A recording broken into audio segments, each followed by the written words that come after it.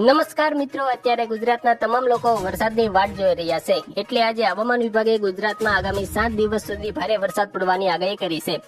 આજે ગુજરાતના 15 જિલ્લામાં ભારે વરસાદ પડશે. અત્યારે મિત્રો દેશના મોટાભાગના વિસ્તારોમાં વરસાદ પડવાનું શરૂ થઈ ગયું છે.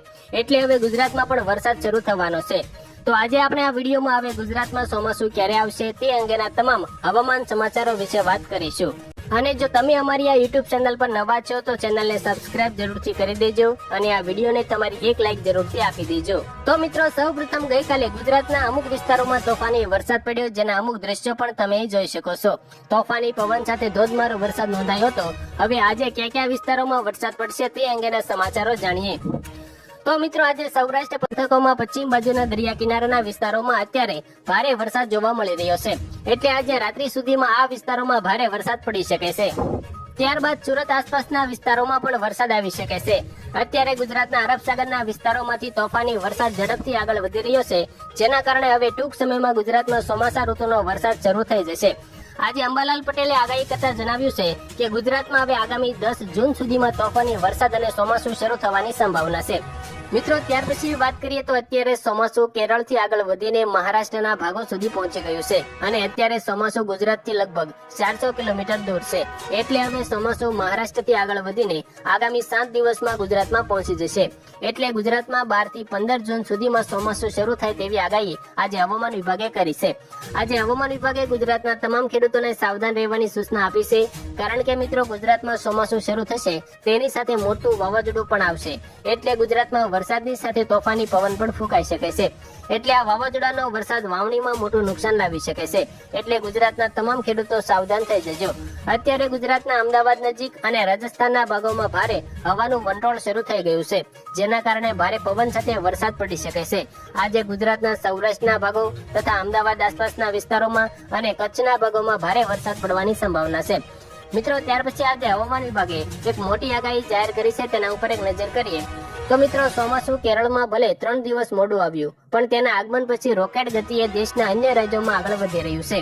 છેલ્લા 48 કલાકમાં તે ગોવા સહિત 7 રાજ્યોમાં પહોંચી ગયું છે અને મહારાષ્ટ્ર તરફ આગળ વધી રહ્યું છે.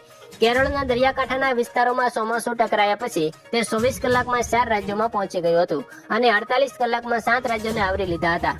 ત્યાર પછી મિત્રો, વાત કરીએ તો આજે કયા જિલ્લાઓમાં વરસાદની આગાહી છે તેના વિશે વાત કરીએ. તો ગુજરાત હવામાન વિભાગની માહિતી અનુસાર વાત કરીએ તો આજે 7 જૂને અમરેલી, ભાવનગર, ગીર સોમનાથ, નર્મદા, સુરત, ડાંગ, તાપી, નવસારી અને વલસાડ ખાતે છૂટાછવાયા સ્થળોએ ગાજવીજ સાથે હળવાથી મધ્યમ વરસાદ પડી શકે છે. આ સિવાય મિત્રો બીજા જિલ્લાઓમાં આ દિવસે શુષ્ક હવામાન રહી શકે છે.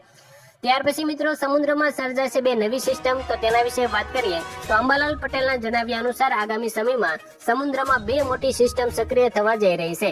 આગામી 16મી જૂને બંગાળના ઉપસાગરમાં એક મજબૂત લો પ્રેશર એરિયા સર્જાશે. આ સિસ્ટમ બાદ આગામી 22મી જૂને અરબ સાગરમાં પણ એક નવી હવામાન સિસ્ટમ બનવાની પૂરેપૂરી શક્યતાઓ છે. આ બંને સિસ્ટમ ભારતીય ચોમાસાને આગળ વધારવામાં ખૂબ જ મહત્વની ભૂમિકા ભજવશે. ત્યાર પછી મિત્રો, આગળ વાત કરીએ તો હવામાન વિભાગે આગામી 24 કલાક માટે રાજ્યના મોટાભાગના વિસ્તારોમાં ગાજવીજ સાથે અને તેજ પવન સાથે વરસાદનું યલો એલર્ટ જાહેર કરાયું છે.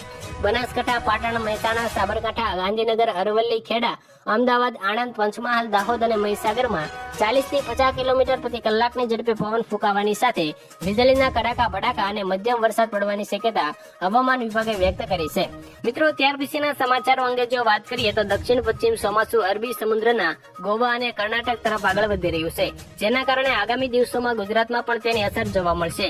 હવામાન વિભાગના જણાવ્યા અનુસાર છેલ્લા 24 કલાકમાં ઉત્તર ગુજરાતના કેટલાક વિસ્તારોમાં હળવો વરસાદ નોંધાયો હતો, જ્યારે દક્ષિણ ગુજરાત, સૌરાષ્ટ્ર, કચ્છ અને દીવ દમણ, દાદરા નગર હવેલીમાં હવામાન ચોખ્ખું જોવા મળ્યું હતું. સૌરાષ્ટ્ર અને કચ્છના કેટલાક ભાગોમાં મહત્તમ તાપમાનમાં ઘટાડો નોંધાયો છે. એટલે કે મિત્રો, હવે ગરમી ધીમે ધીમે ઘટી રહી છે. હવામાન વિભાગના જણાવ્યા અનુસાર આગામી દિવસોમાં વરસાદનું જોર થોડું ઘટશે, પરંતુ દક્ષિણ ગુજરાત અને સૌરાષ્ટ્રના અમરેલી તથા ભાવનગર જેવા જિલ્લાઓમાં આગામી 7 દિવસ સુધી છૂટાછવાયા વિસ્તારોમાં હળવો વરસાદ ચાલુ રહેશે. જોકે આગામી 1 અઠવાડિયા દરમિયાન રાજ્યના મહત્તમ તાપમાનમાં કોઈ મોટો ફેરફાર થવાની સંભાવના નથી.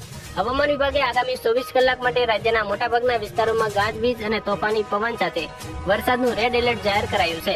પાટણ, બનાસકાંઠા, મહેસાણા, સાબરકાંઠા, ગાંધીનગર, અરવલ્લી, ખેડા અને મહીસાગરમાં 40 થી 50 કિલોમીટર પ્રતિ કલાકની ઝડપે પવન ફૂંકાવા સાથે વીજળીના કડાકા ભડાકા અને મધ્યમ વરસાદની શક્યતા વ્યક્ત કરવામાં આવી છે.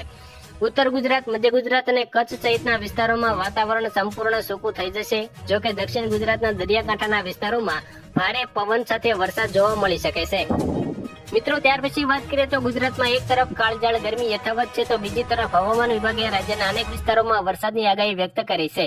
હવામાન વિભાગના જણાવ્યા અનુસાર આજે નવસારી, વલસાડ, ડાંગ, તાપી, સુરત, દમણ, દાદરા નગર હવેલી તેમજ સૌરાષ્ટ્રના અમરેલી અને ભાવનગર તેમજ ગીર સોમનાથ જિલ્લામાં હળવાથી મધ્યમ વરસાદ પડી શકે છે.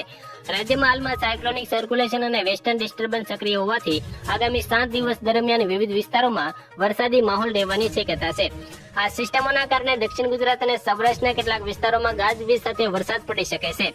બીજી તરફ અમદાવાદમાં ગરમીનો પ્રકોપ યથાવત રહ્યો છે. રાજ્યમાં સૌથી વધુ 41.3 ડિગ્રી સેલ્સિયસ તાપમાન અમદાવાદમાં નોંધાયું હતું. હવામાન વિભાગે આજે પણ અમદાવાદમાં મહત્તમ તાપમાન 42 ડિગ્રીની આસપાસ રહેવાની શક્યતા વ્યક્ત કરી છે. ગરમી અને ભેજના કારણે લોકો અકળાઈ રહ્યા છે. તો આભાર મિત્રો. હવે ગુજરાતમાં ચોમાસું શરૂ થવામાં બહુ મોટી વાર નથી, એટલે સાવધાન રહેજો અને સતર્ક રહેજો. તો આભાર મિત્રો. આજે આપણે કેટલાક મહત્વના ગુજરાતના હવામાન સમાચારો વિશે વાત કરી. જો મિત્રો તમને આ વિડીયો પસંદ આવ્યો હશે તો વિડીયોને એક લાઈક તમારી જરૂરથી કરી દેજો. ચેનલમાં તમે નવા છો તો ચેનલને સબસ્ક્રાઇબ પણ જરૂરથી કરી દેજો.